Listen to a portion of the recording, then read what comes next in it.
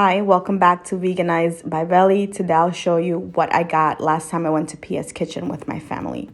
PS Kitchen is a plant-based restaurant that has an altruistic ethos and has delicious food that slaps.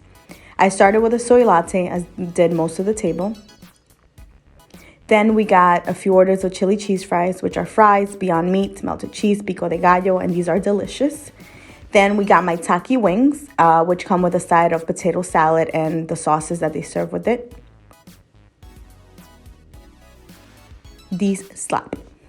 We also tried the Tuscan toast, which is focaccia toast topped with tofu ricotta, sun-dried tomato pesto, calamari olives, and roasted yellow peppers.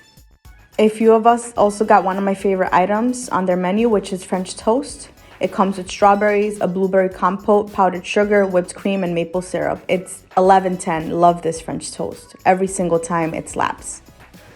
We also tried the signature PS burger.